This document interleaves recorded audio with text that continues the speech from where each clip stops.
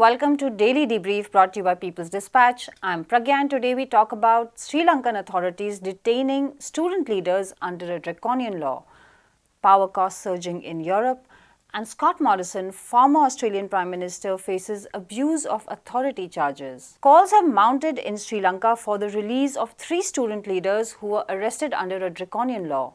The trio were arrested on August 20 and now it has been confirmed that they are being held under the notorious Prevention of Terrorism Act.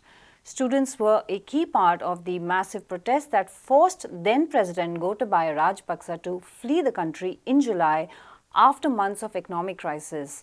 The Ranil Wickremesinghe government that came to power promised to address the issues raised by the protesters but has resorted to repression against those who raise their voice against the government. Let's talk to Shreya from People's Dispatch about this development. Hi Shreya, good to have you here. Shreya, can you start by telling us what are the circumstances of the arrest of these activists?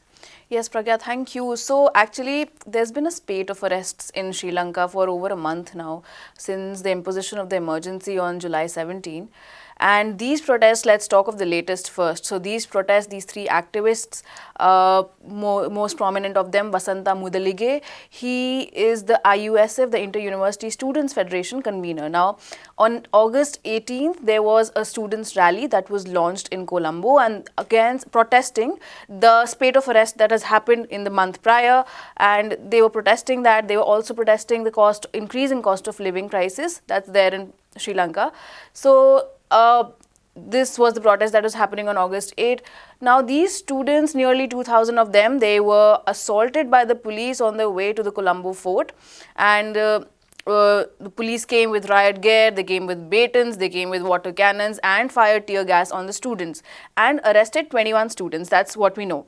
Out of these, most have been released on bail, but these 3 activists yesterday on August 21 actually, so they were approved by the defense minister, who is also the prime minister, the president of the country, that's Ranil Wickremesinghe, to be detained under the Prevention of Terrorism Act. Now this is a draconian law in Sri Lanka under which the arrested person will be in detention for up to 90 days, and that too it's allowed without a charge. So that's one thing. Now it is a highly criticized law.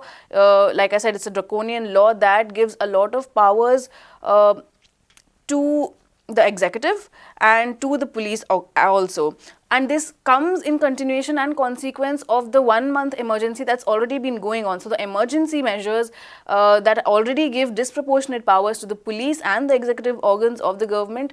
Now this is a new law, the arrests under PTA. So that's what's really shocking. It's already been condemned in the last 24 and more hours by organizations and bodies, the rights bodies across the world.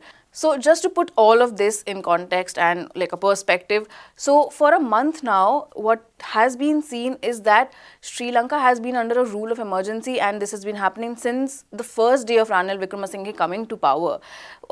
What does this come across to the rest of the world? And this rule by fear rather, and the rule by arrests at a time when the economic crisis is still very much a problem, which we can talk about later. And that makes us question what are the priorities of the government really at this point of time. And especially for a man, so another point of interesting point is that Ranil Wickremesinghe, while he was the Prime Minister, and he gave certain assurances to the protesters that they'll be protected. There was even a committee that was established to protect the rights of peaceful protesters, and we don't see that happening. He made a comment about protesters being peaceful protesters, being rioters, being fascists, and ever since then we see this kind of whole, like I said, rule by fear and arrests taking place on those especially who were associated with the 4 months long anti-government protests. So this looks more like revenge right now. Shri, can you also talk about the economic crisis? Is Sri Lanka moving or inching even closer to finding some kind of a resolution here? Yes, Pragya. So the economic crisis, like I said, it's still very much at the heart of the problem. On the IMF end, from August 24, new technical discussions will start with the International Monetary Fund about debt restructuring and things like that. We are also hearing that towards the end of the year, we can expect some sort of disbursement of funds. Then the question that remains, what happens in the meantime? Right. And the latest figures of inflation indicate that the inflation has hit a record of 66.7%, and even food inflation is 82%. At this point of time, although there is some relief that comes intermittently through bilateral aid from India mostly, and other countries as well, but some reduction in food prices, some reduction in fuel prices, but still we see protests happening in scattered areas over the fuel shortages. The government had earlier introduced this national fuel pass system, Right. which distributes and rations fuel to motor vehicles owners by scanning a QR code. So it doesn't look like it has been solved much, the fuel shortage, but not definitely a permanent solution. So that's there as of now. All right, Shreya, thanks very much for joining us. Power costs in Europe are at all-time highs as gas prices zoom. A tussle between Europe and Russia over gas supplies has led to shortages of gas, but power costs have risen in general because prices are benchmarked against gas. The trigger for the tussle is sanctions NATO imposed on Russia in the wake of the Ukraine conflict. European countries have asked citizens to take quick 5-minute showers to conserve water, and there is a shadow of doubt over availability of fuel as winter approaches. We spoke to Prabir Purkasta about reasons for the crisis and their impact on consumers. Prabir, what is the reason for the sudden hike in the prices of power in Europe? How is it going to impact the different segments of consumers? Well, first is, why is the price of electricity rising? It's very clear that the rise in electricity prices is directly linked to the price of gas rising, because gas is something they have turned to increasingly, because they've also supposed to have phased out coal. Germany has shut down its nuclear reactors, so they don't have nuclear power either. And wind and sun have, as you know, variations, and they don't meet the total requirement that you have. Right. Also, sun doesn't shine at night, Right. in case people haven't noticed that. So given that, the steady source and a large part of their electricity demand is met by essentially gas. Gas and oil, but largely gas, because it's cheaper. Piped gas from Russia was relatively much cheaper than oil. So that was what their energy mix was. They also said that because you're phasing out coal, we would like to increase gas, and that's our basically stepping stone to green energy. Right. And by the time green energy comes up, this will be just a bridging fuel. But what has happened is that for the time being, they're far more dependent on gas than they were on other fuels, particularly with the policies they've had. So one is clearly the Russia issue, that their piped gas supply, after imposing sanctions on Russia, not accepting Nord Stream 2, the Ukraine dislocation which has come because a lot of the supplies were coming through Ukraine, the supplies in European Union from Russia is coming largely through Nord Stream 1, and some amount comes to what is called the Turk Stream, which goes to Turkey, and some goes to Italy as well. But their large part of the Western Europe supply is really coming from Nord Stream 1, and Nord Stream 1 has a lot of problems. Primarily, it started with the turbine which went for repairs to Canada, which is now stuck in Germany. Right. Russians have said that we need clear papers to accept that this turbine is not under sanctions. And we won't accept if you don't say clearly that this turbine is not under sanctions, because otherwise we are violating sanctions, and tomorrow you will impose sanctions on us for violating sanctions, your sanctions. So you say no sanctions, then we'll take it. So they're not able to give that guarantee, because actually it is technically under sanctions, the way they have imposed the sanctions. So a sanction is an issue. Getting away from that, the other part of it, that there is the requirement of further maintenance, which other turbines require, and of course they will take some outage. They will work with Siemens to see it is brought back. But let's face it, Russia would like to open Nord Stream 2, where all these issues are not there. They have their own equipment, so they won't face this kind of continuous sanctions issue. And the European Union has said no, and Germany has said particularly, no Nord Stream 2. So there is a full pipeline available which they are not availing, and Nord Stream 1 is coming into repeated problems. It is a tussle. So that is one part of it. There is a regulatory sanctions battle going on between Germany on one hand and the European Union and Russia on the other. Second has of course been that you have to pay us in rubles. Some of the countries haven't paid in rubles, and that is the second problem that is there. Third, the reason for electricity price increase at such a sharp rate is also the electricity market is structured in the European Union in a way that the most expensive fuel becomes the benchmark for the entire supplies that come. So some people who are selling energy relatively much more cheap are also getting essentially the price of gas. And as gas prices rises, the entire electricity prices rise. They're making a killing. Okay. Of course, as you know, with the gas price rise, even Gazprom and Russia is making at least good money. In fact, more than what they would have made if they had supplied the full gas without such price hike. Okay. So they are not losing out on sanctions, but the European Union seems to have shot itself in the foot. So for the consumers, the bigger problem is that more than the price of gas, the price of electricity has risen by about 4, 5 to 6 times, and that's a huge rise for the average consumer. It means completely driving their internal budget, their budget for food, other essentials completely awry. And this means that they have to either cut down on heating or they have to cut down on food. In UK also this is a huge problem. Or they have to cut down on bathing, which apparently will go to what is called the naval standards of bathing, 1 to 2 minutes for bathing. Right. Prabir, what is going to be the impact on the consumers of this?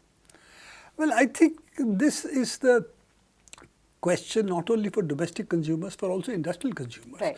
There are a large number of industrial consumers. Some of them are actually shutting down their industries because they don't see how with this energy prices, even either gas price or the electricity price, and industry uses both, that they can continue with their production and be competitive. So there is large scale dislocation that's likely to come up. There is a whole bunch of people in one of the states who have made an appeal. They're the trade, basically the trade organizations. They made an appeal that this is not in our interest. We'll have to shut down our industries if this continues. So one part of the effect is going to be industries shutting down, and then of course the consequent rise of unemployment. So that is one set. Other is domestic consumption, where everybody requires electricity or gas for heating, and gas is typically used for heating in these places. So they are going to find this balancing between food and other essentials and heating as a trade-off. So this is going to be a huge issue, because the way we see electricity prices, even in the UK for instance, rising 5 or 6 times. This is not sustainable, because what it means is that what was maybe 5%, 6% of your budget is now going to be 25, 30% of your budget. Right. So that is a huge hit to the domestic consumers' pockets. How much it means to the industry, how much it means to the consumers, and of course how much it means to the people who lose their job if industries shut down. This is the question. So by all reckoning, the European Union seems to be continuously shooting itself in the foot, that they don't seem to have understood the consequence of what they're doing, and the consequences are now unfolding, and winter is going to be even much harder. Will it be possible to store energy requirements? You see, they have storage, which is what they have been filling up, but that's why the Nord Stream issues have also, I believe, come up, and that's what they believe have come up, that Russia is not trying to see that those storage is not full, and they have to draw down some of the storage now. With the storage they now have, they won't last the full winter, and that's their problem. All right. Thanks very much for joining us, Prabir.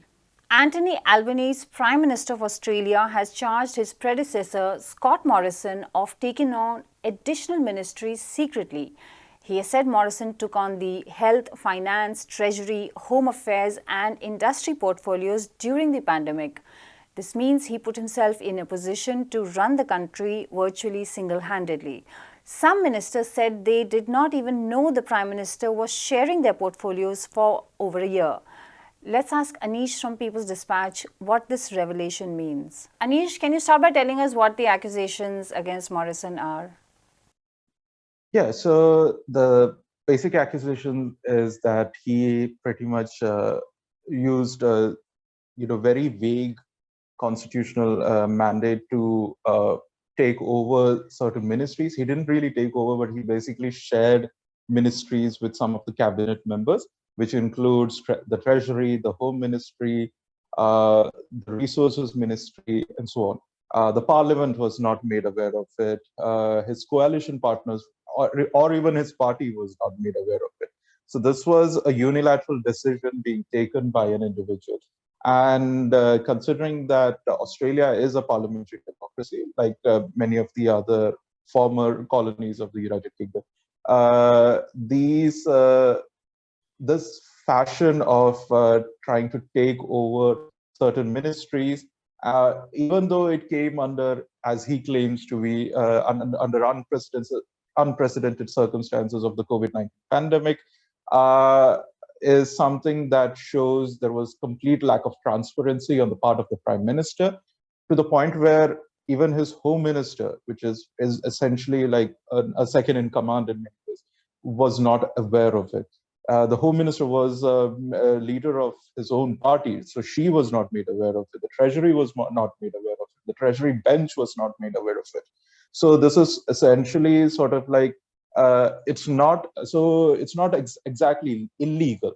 That is one thing that we have to understand from this entire controversy, is that it's not exactly illegal. That is something that current Prime Minister Albanese's Solicitor General found. But as the report mentioned, that it goes against any kind of mandate that is given for a responsible government. It is not even about concentrating powers into the hands of the Prime Minister, but it's more about how the Prime Minister just did not care to inform anybody and do it in complete secrecy with the Governor General over a span of 2 years. We have to remember, it was not something that was done overnight. Prime Minister is somebody who has to get the confidence of the Parliament. He does not sit there simply because he was elected directly by the people, like, say, India or the United Kingdom or many other parliamentary democracies run. It is not a presidential democracy where he can appoint a kitchen cabinet of his own and keep portfolios for himself. This is something that has to be a collective decision of the ruling bloc, at least, and something that has to be informed to the public, which was not done even until after because the revelations came last week, right? So it was not done even until the elections were declared. So this was something that happened in complete secrecy, and it is the critics are more concerned about the fact that how it sets a precedent for future prime ministers to take over powers without even informing the public. Right, Anish. Anish, what is the trigger for the revelation exactly, and what could be the implications now that people know what happened? Yeah, so the trigger was essentially Anthony Albanese, the current prime minister, finding out about this entire set of takeover that was being done by the former prime minister. The implications, if you have to talk about it, it's kind of broad, because one, we have to understand that the Australian constitution is still pretty much a work in progress, because in many ways it doesn't mention some of the key positions that run the country. Actually, even the prime minister's position and is not really well defined in the Australian constitution. Until the 80s, there were constitutional debates about even the powers that United Kingdom still had on. There was even a prime minister that was just overturned by the Governor General at one point, and that created this whole constitutional crisis. And even the issues that came up at that point were not entirely resolved. So in this case, it is the validity of a whole host of things that were done by this government that will be under question. What kind of power sharing was done? Because as we know, some of the ministers were not even aware of the fact that their ministries were being shared by the prime minister. So the validity of some of the decisions will now be under question. And this includes what were done during the entire pandemic process since 2020, early 2020. And there is also the question of how democratic this entire process was. Because I think that is the bigger issue that people are more concerned about rather than the legal validity or the constitutional validity of the decision we made.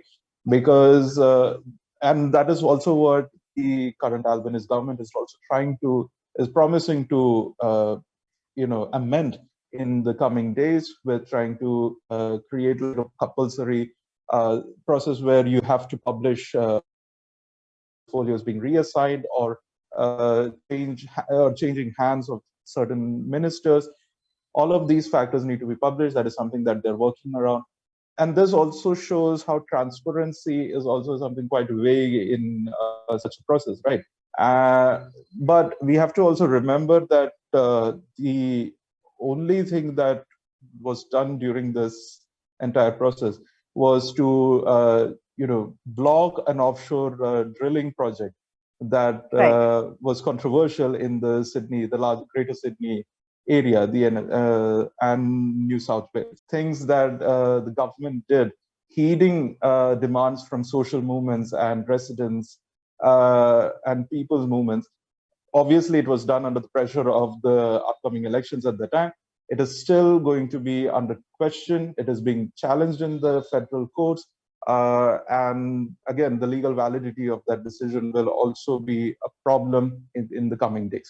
So a whole host of things are now being thrown haywire, and that is how. This is just a smaller storm. You can imagine what would happen if a more populist leader comes to power and does something more radical, and this cannot be even challenged in the courts.